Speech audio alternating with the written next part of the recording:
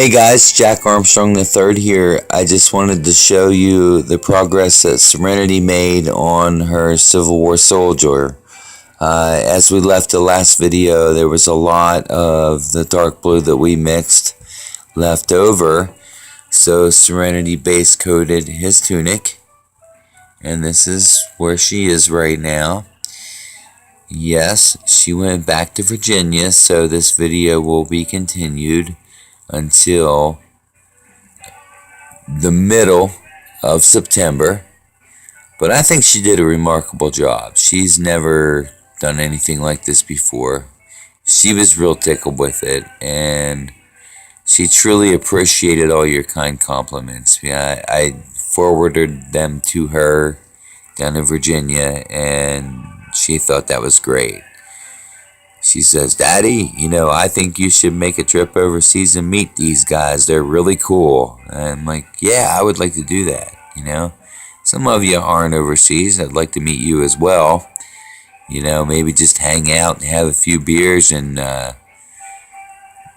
talk about modeling. Maybe hang out, build a model together, what have you. But long story short, sorry. With the leftover dark Union, federal blue for the tunic and the kepi. Now I do call this a kepi. That's what it is. Some of the figures in the kit have what Union soldiers were issued at times later in the war, especially later in the war, the American Civil War, which were called forage caps. So I understand the difference, and this is definitely a kepi. Those of you who are familiar can recognize that, and if not familiar, you learned something. Very cool, right? Okay. What Serenity did for the trousers. I have many books here. One that is just fantastic for reference, but when I reenacted Civil War and Serenity got old enough, she loved to go along. And she's like, "Dad, what should I do with this leftover dark blue?" I said, well, you can add pale sand to it to make it a cool shade of blue, or you can add dark flesh to it to keep it on the warmer side. She chose the Vallejo Model Keller 70837 pale sand to lighten the blue. So what she did, after watching some of your videos, understanding that sometimes that it's better to start a little bit darker, she mixed the pale sand with the Napoleonic blue from Andrea and the flat black from Vallejo to what she saw in my books and what she remembered in the different shades that she saw at Civil War reenactments. And I told her, she said, "Well, Daddy, maybe I made it a little too dark." Well, it looks a little dark here on the camera, but it is actually a little bit brighter. And again, with the trousers, we can really highlight and bring them out, make them pop. But with the dark blue of the tunic or jacket or shell coat, as they were called. I'm sorry, not shell coat. Forgive me, sack coat in the Union Army. Yes, the Confederates did on rare occasions have homespun sack coats. Most of those were issued when regiments were formed in a hometown, and whoever was financing it preferred that style of jacket. Some infantrymen, especially junior NCOs in both the Union and Confederate armies in the American Civil War, also had an enlisted frock.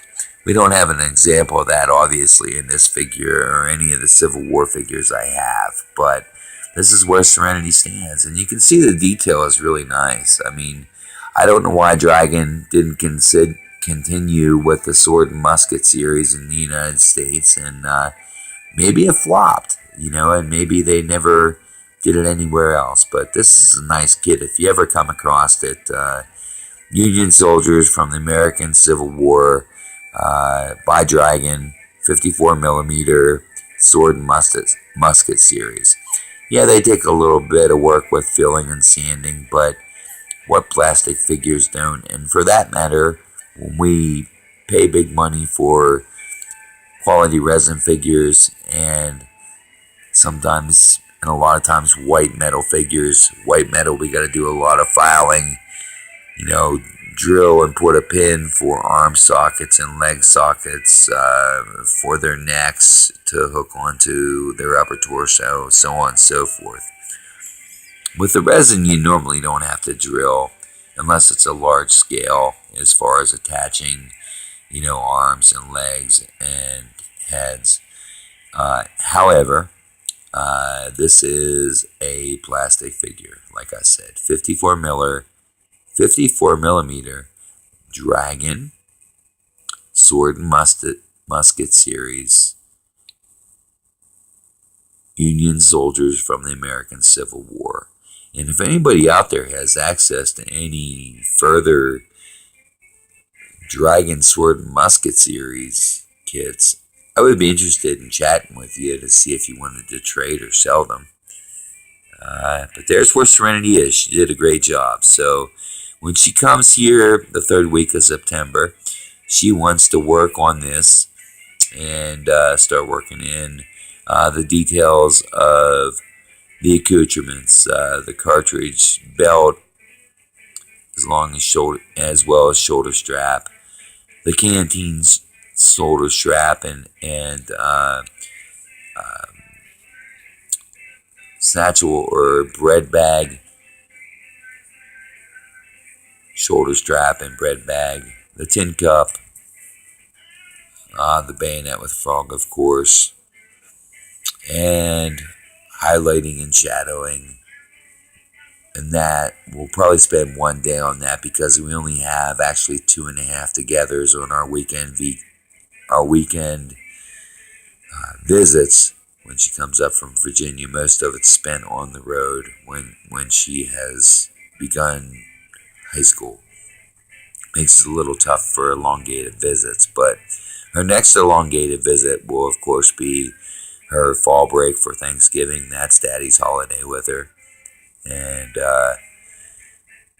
she's going to join the buddy build with you and I, Mick. As I said, I have 2 more F-104G Starfighters, and I hope you got that message about Googling them. You can find some really, really interesting, fun camouflage patterns to paint, ranging from the RCAF to the modern German Air Force, which is what we have markings for in the kit, as well as some U.S. planes. And Serenity's like, Daddy, it might be my first plane, but I don't want to paint it silver. I want something cool. So that's what she's going to do. I'm going to do one from the RCAF, if not the modern German Air Force, Mick. I'm going to wait to see what you might decide on your color scheme, so we're all doing something different. For now, Zach Armstrong III is showing you where my daughter Serenity stopped on base coating her Union Soldier with Vallejo and Andrea colors. Thank you all so much. Happy modeling. Keep it out of the trees. Say bye, soldier. Bye, dudes.